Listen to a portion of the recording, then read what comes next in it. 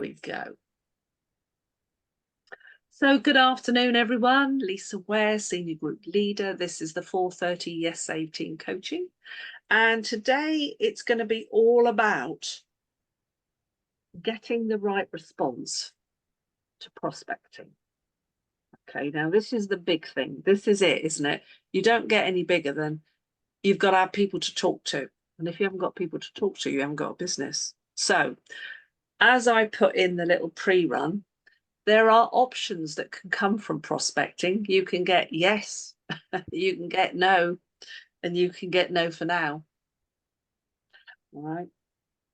And I've also posed it, why do prospects dither? And how to gain more of them.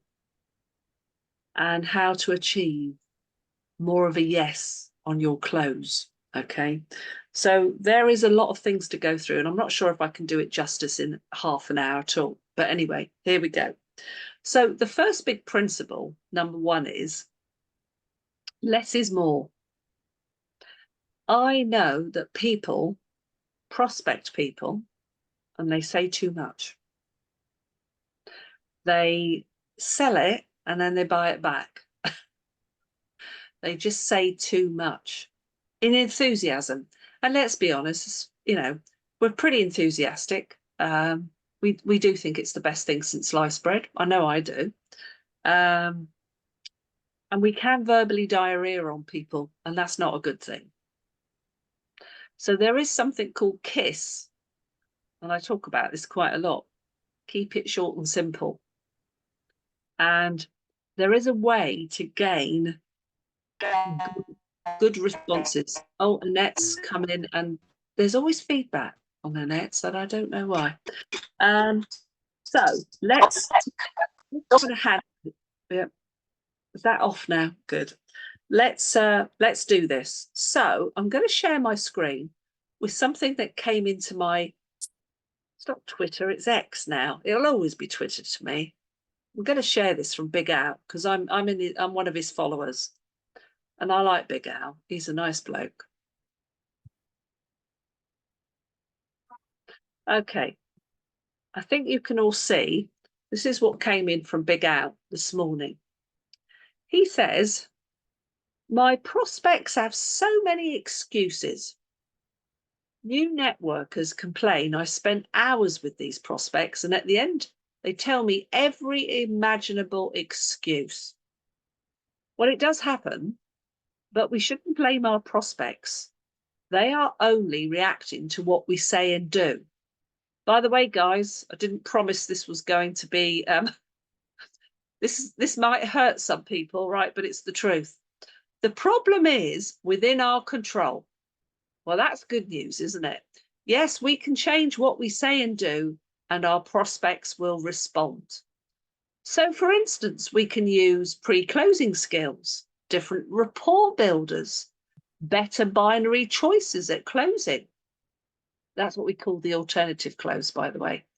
Word pictures and many more of the skills of professional network marketers. These skills will create the outcomes we desire. Think of this reaction principle this way. Now, look, if we give someone $100, that person will have a certain reaction. If we give that same person a punch in the nose, we will have a different reaction. Same person, two different reactions. So the question is, does the behavior of our prospects have anything to do with them, or everything to do with what we say and do?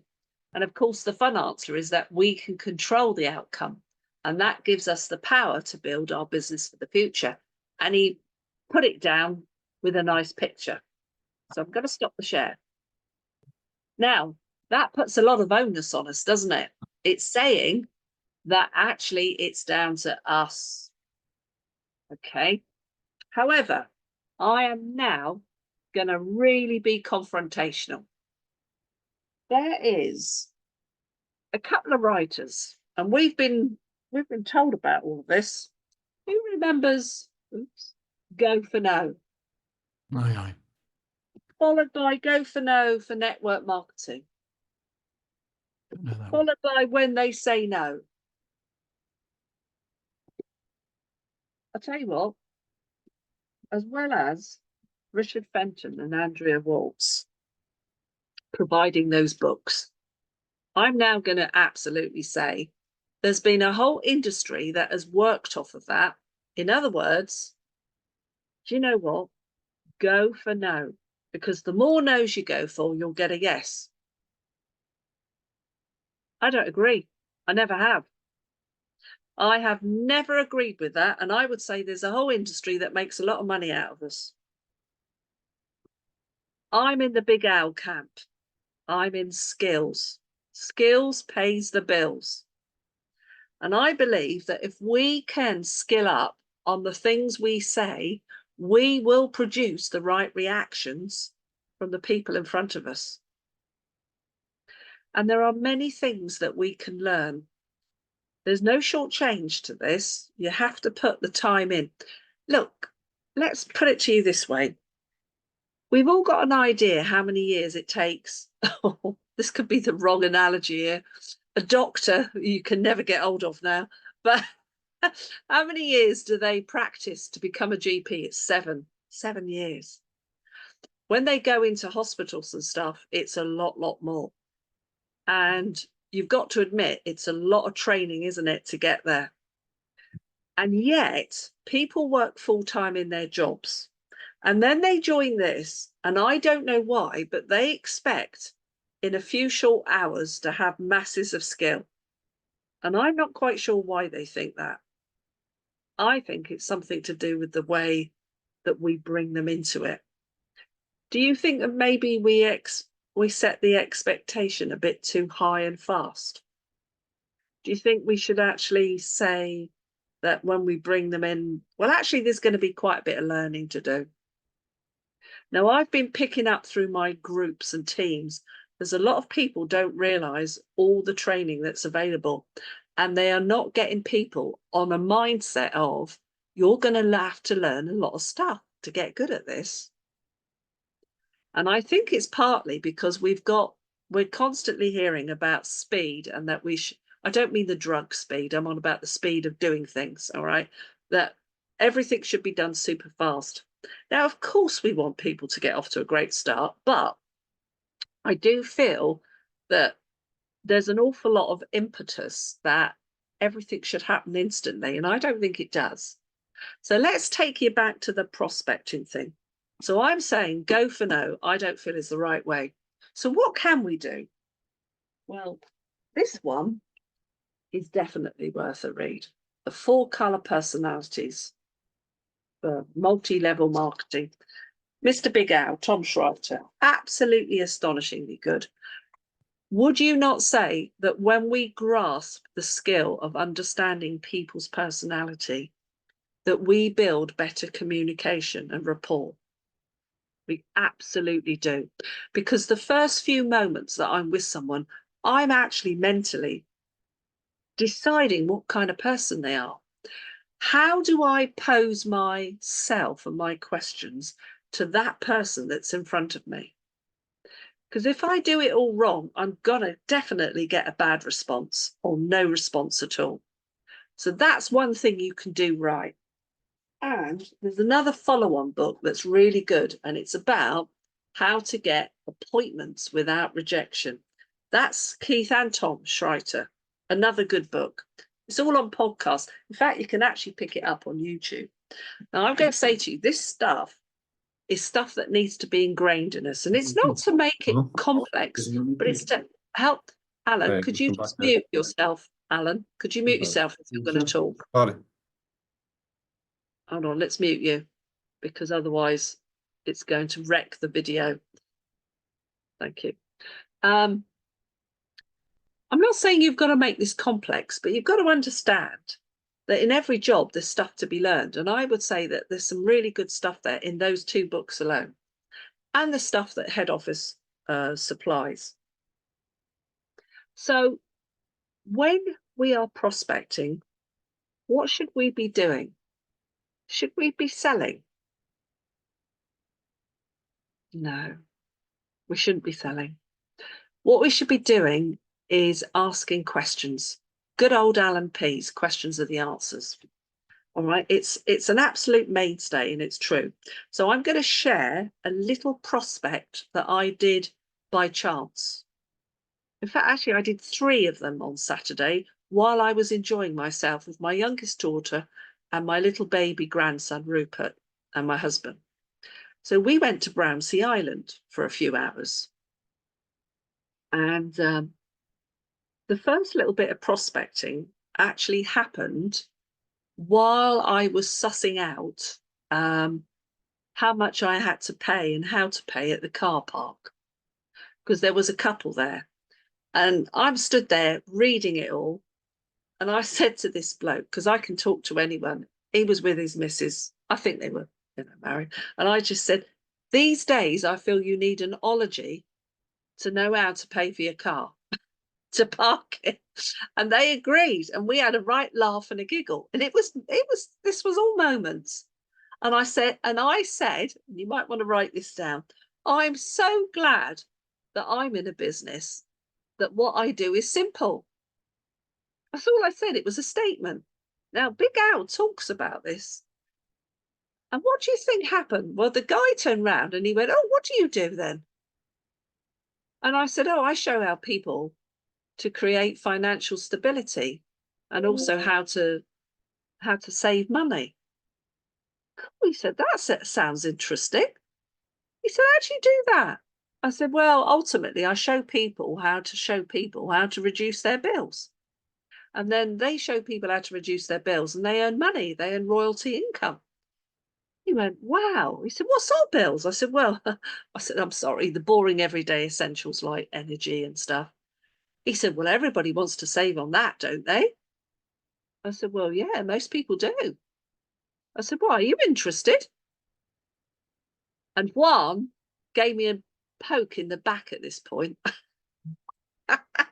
He knew what I was up to. And I said, look, I tell you what, this isn't the time or place. And I got my phone out and I said, look, I'm going to write Key Car Park. What's your first name? And he gave me his name, David. And he said, oh, you can have my second name. And I'm not going to say, because obviously GDPR and all that. And then I said, right, go on, type your telephone number in there. And I said, I'll send you some information. I said, because we're in a rush. We're about to get the ferry over to Brownsea Island. And he typed it in. So when I got it, I read it back. I said, are you sure that's right? He said, yeah. I said, later on. I said, later. I said, I'll send you some information. It'll be little videos and it'll be through WhatsApp. Is that all right? He said, yeah, wonderful. Now, look, I'm telling you, was that the kind of place to prospect someone? Not really. But actually, that's how you can make every day into a prospecting day, because there are moments that you're in front of people and you can turn those moments quite happily into prospecting moments. So there was number 1. Number 2 was actually on Brownsea Island itself when we were all together. And we had a lovely lay down and I had the time of my life with my grandson, and it was all very nice. And we went to one of the hides to watch the birdies. And we sat in there and we walked in and we had to get the pushchair in and all this stuff. And there was a couple of ladies in there, maturer ladies. I suppose I've got to admit my age when I think about it. And I was there with my camera and I'm taking some shots of some different birds. And I said to Gina, oh God, I love this camera. I love this phone. It is just amazing. Not only is it like a phone that's been designed specifically for my business, but it takes the most incredible photographs. The lady next to me on the next bench said, what's your business? And I went, oh, it's not really the time or place. Now, Gina is giving me the big eye. Oh, Mum, come on, have a rest, will you? I can see it. It's all written in her face. And I said, oh, I show people how to reduce their bills. I kept it really simple. She said, oh, bills? What sort of bills? I said, oh, energy, broadband, mobile. She said, how do you reduce them? I said, oh, well, it's really simple what we do. I said, I go and see someone. I said, I asked them to get their bills out. And I said, the company that I work with, I said, I'm able to provide a nice little comparison. And I said, most people see at least 600 to £1,000 a year saving, and it don't cost them a bean. She went, wow, how good is that? And then these two ladies started having a natter. And the other one nudged her friend and said, can we have your number? Now, the tempting thing, ladies and gentlemen, I know most of you would want to do is to give your card. But I've learned a great trick of Wes Linden, don't. So what did I do? I went, oh, I've got nothing on me. We're here for the day. I said, I tell you what, I got my phone. I said, look, put your name, put your number in my phone, and I'll drop you, I'll drop you a call at some point over the weekend. I'm now in control. I've got another lead, an interested lead. And in fact, the conversation did go on, but I won't bore you with that. Right. What was the third one? Oh, this one isn't nice at all. Sorry. This is real. So as I'm going up the Quay car park to get ourselves to meet Gina on the Quay, I'm going round the Quay car park and it is really tight. And my Range Rover is a big monster and I'm really good with it. And I had already gone up 5 levels. Fine. And one was saying, oh my God, this is so tight. I really had to do it carefully. At the very moment we're on the last one to go up, the phone rings, it's Gina letting us know that she's there. At that moment, I go bang into the wall, right on the bend, scrape the front of the car. Right above it is a sign and it says, oops. And it's a company that deals with scrapes. So I said, Gina, I'll call you back in a minute. She heard it. So I quickly take a photograph of this sign. And anyway, cut a long story short, we meet her. And I just said, right, I've got to say it, it's just metal. It's just metal. And we go off and have a lovely day. But when we go back to the car park, I then ring this number on Oops and said to them, whereabouts are you? And it turned out they were on the Ringwood Road, which was up near Newtown, up towards Upper Parkston. And I knew it. And I said, if I come along now, can you give me a quote by Tuesday? I said, yeah. So now I'm going to tell you how the third prospect happened. So we get there in about 5 minutes. I turn up, go into this big reception area, and a guy comes out. And I said, excuse me, are you the chap that I was speaking to on the phone? I said, I'm Lisa Ware. I've just, as you can see, hit the car in the car park. And he said, yeah. And he went, oh, that's a nasty one. I said, I know, I can see it's the whole front bumper. And he then says to me, now listen, this is not to show off, but it's what happened and what was said. He went, nice car, love your plate. Wow, that's a good plate. What's that all about then? I said, oh, that's my business. He said, oh, is it? I said, yeah, that's my website. He said, oh, what do you do? I said, well, I said, I show people how to earn the best income in the world, which is reoccurring passive income. How do you do that? He said. Oh, I said, well, I show people how to reduce their bills. And then when they reduce those people's bills, every month that person pays their reduced bill to a company that we're associated with. I said, what happens then? I said, we earn a percentage royalty off their bill. Oh my God, he said, that's amazing. You must be minted. Then Juan stepped in and said, yeah, she's doing really well. He said, I need something like that. I said, do you now? I said, well, if you do me a good job on my car, I might let you join my business. And I want you to notice the posture. It's all about posture. I didn't say, oh, you could join my business. And I'm like, oh, I said, I might let you join my business. He couldn't wait to put his name and number, personal number, into my phone when I handed it to him. I didn't give him a card. No, I did have cards on me, by the way, but I didn't. I resisted. And he said, oh my God, he said, I know so many people that would like their bills reduced. He said, including the ones like you that come in here and do damage.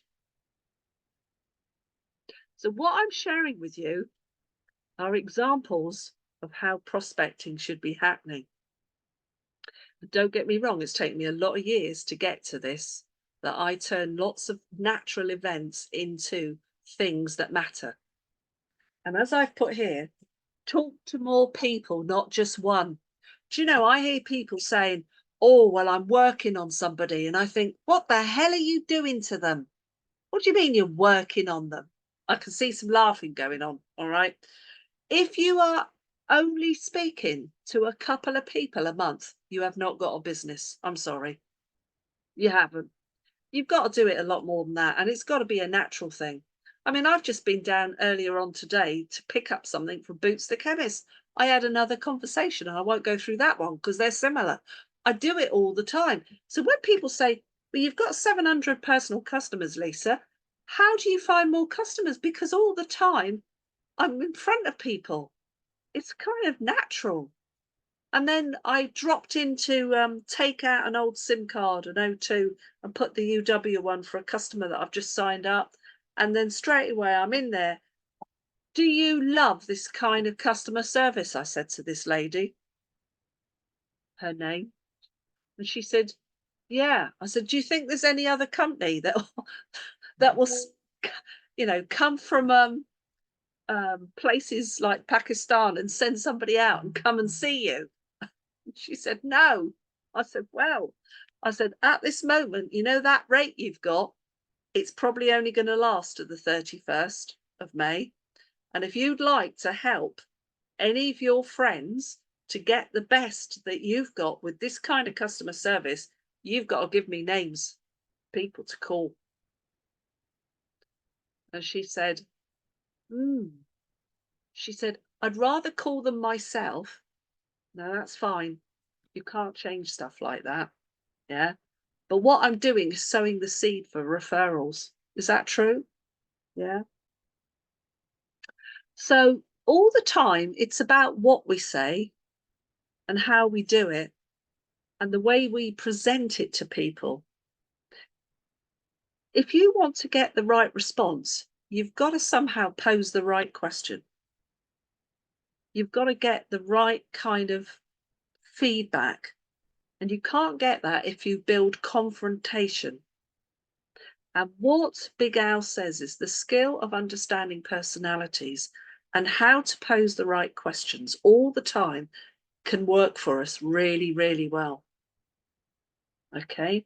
And it can be in any instance. It could be, what have I written here? It could be doing neighborhood letters. Yeah, you post the letters out, then you go back the next day.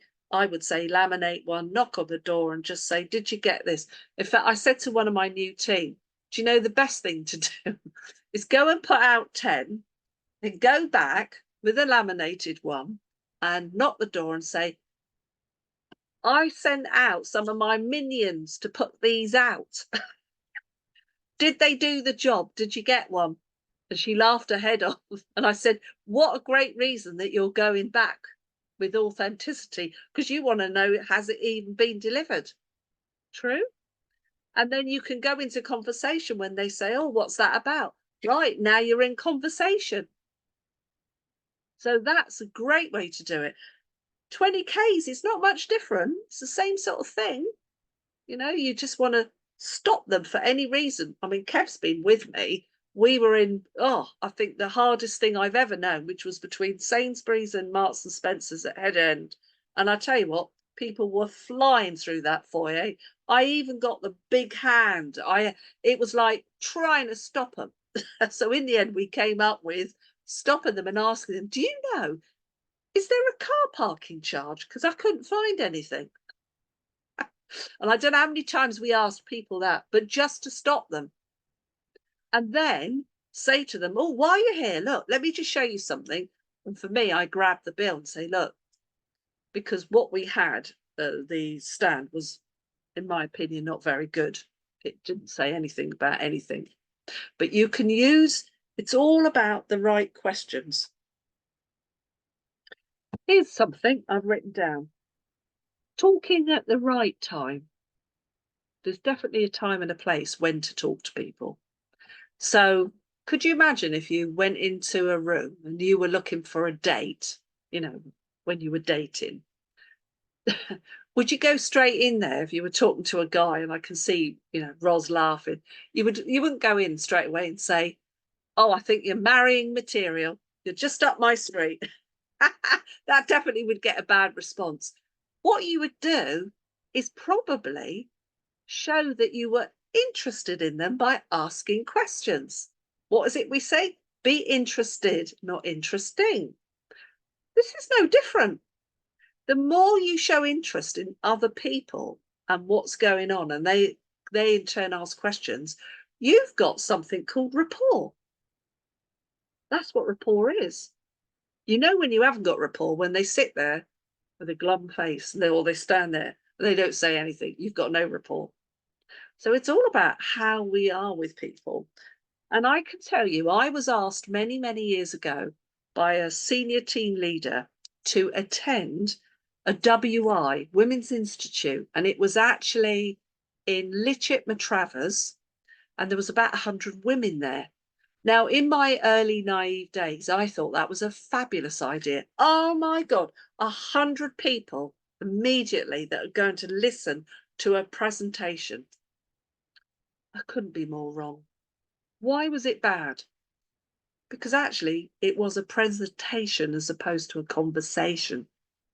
And you've only got to have one bad apple, one negative green person in there that shouts out the wrong comment and they could flatten the whole thing. Is that true? That's why we've learned one-to-one on one-to-one, building the business on the couches, as we say. It works best because there are business launches, but invariably we hope that they're going to cut to the chase and make it better. But I actually still say the same. If you've got a load of people to Zoom, there could be one bad person that keeps popping in the comments the wrong stuff. Yeah. So I think we've still got to go one-to-one. Building a list. Well, you can build that every single day. So you could say that on Thursday I added 3 more people, didn't I? A big thing that Mr. Barris always says, the fortune is in the follow-up. It's no good getting prospects and then not following through. Same as we go to the 20Ks, we do need to follow through. So we do need to follow up. So I'm going to ask all of you, do you think that there's a good opportunity that maybe you pose the wrong things and why you get not the response you hope for? So you've got to say to yourself, like, this is the question I pose to people when I say to them, I want you to wait until I coach you how to call people. And the analogy I always give is this. Let's take the question over weather. So if I said to Kevin and wake him up, Kevin, he's asleep. If I said to Ros, what do you like? Do you like the British weather? Go on, unmute. Do you like the British weather? No, you're just like, no. Why don't you like the British weather? Unmute. Unmute. Yeah. Can you unmute? Go on to your audio. I have this, I've got 2 screens and the bit for muting is somewhere different. Why don't I like the British weather? It's pouring down with rain outside. I am not a happy bunny. I like the sun. All right. So now I'm going to pose a similar question about the same subject. Ros, what do you like best about the British weather? The variables. The variables. Yeah. So same subject, but by asking the right question, you can get a positive response. True? Yes. Okay. So it is all about what we ask will procure the right response. So you've got to say to yourself, when I'm prospecting people, am I asking the right questions? And if I'm not, if I carry on doing, and I popped this out yesterday, if you carry on doing what you've always done, you'll always get what you've always got. Yeah. So you've got to then say, right, something has to be tweaked here in order to procure the right response. Now, I'm not going to, I didn't get, I started off with the example of Big Al saying, punch them on the nose, you definitely get a bad one. I'm being a little bit more subtle, but it's so true because in years past, I would say I never got on really with my mum. If I'm really honest, we'd clash. And I didn't know why, because she's my mum and I love her. But I've learned through the colour personalities, my mum is absolutely all yellow. She's a complete yellow person. And she's quite a timid person as well. And I am the opposite. I'm red Mm. and I've got a bit of green, and I'm ever so gregarious. And in fact, what I didn't know was that we used to spar. And what I've learned over the last 5, 6 years, more than any time before, I know how to ask the right questions of my mum, that mum now thinks I am the loveliest daughter ever.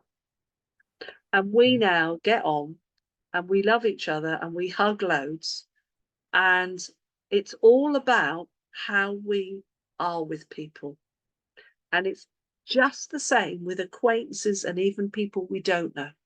We're just maybe needing to tweak what we do. And how do we do that? We source out the right information to help us grow. And I've given you some ideas right at the beginning with the books. Now, I've done this in a very simplified fashion. And I do think it's a subject that is enormous. But I've hopefully kind of given you the gist of maybe why you're not getting the number of returns or responses because you're just not asking the right questions. Or you just might be going in there and selling, which is the worst thing. Because here it is. Everybody wants to buy, but nobody wants to be sold to. Can I ask a question then, Lisa? Yeah. You're on a stand, 20K. You attracted someone to come to you for whatever Yeah. reason. What are your first words to that person, apart from perhaps building the rapport? At what point do you tell them what you do and how you can help them? So you're on the stand. Yeah. Right. So of late, and Kev's been witness to this, and so has Mel, I just say to them, I'm going to cut to the chase, no sales spiel. And I just grab a bill Mm. and I show them as a customer why I love being a customer and how everyday spending will make it that it can eliminate the cost of some of my services. And then I say to them, would that be of interest to you? Yeah. Show them the proof, the evidence. The evidence, because everything else becomes sales spiel. And I just say, oh, forget the sales. Let's just show you what this is. And Mm. actually, I find it really does bring about a great response. Good. Okay. And then the other thing that I was showing the team was, go over and talk to someone. And especially if you're in I think a super setting, as if you're in perhaps supermarkets, although you don't need to be, because I did do it at a show. And that is to say to them, do you mind me asking you a question? Do you consider yourself a savvy shopper? And they'll say, oh, hey, are you a person that kind of just like takes stuff off the shelves, put it in the trolley, and you don't look at prices? Or are you more discerning? That's the big clue, the word. Are you more discerning? Do you tend to look at prices? And most will turn around because they want to be discerning, because they know that that's the smart answer. And they'll go, oh yeah, no, I look at prices, yeah. And then you just bring it through and say, and do you translate that through to things like more expensive stuff like your energy or your telephone, broadband? And a lot of people will probably say, don't think about it much, oh, can't be bothered. There can be all sorts, and then just grab the bill again, grab the bill and say, let's show you this. And you're back to that same thing. And it's just a nice way to bring in, because what they don't want to do is you stand there with a presenter, with a flipping, I'm sorry, I know I'm going against the company, but honestly, I've been doing this too long. Having a blooming presenter and reading all this, that's just sales. That's like being a double glazing salesman. And I just think, no, actually, you've got to have a conversation and you've got to give them a chance to answer questions. Right, guys, we've gone over time by a few minutes. So I'm going to say bye and see you all again next week. Thank you. Thank you. Take care. Bye. Bye now.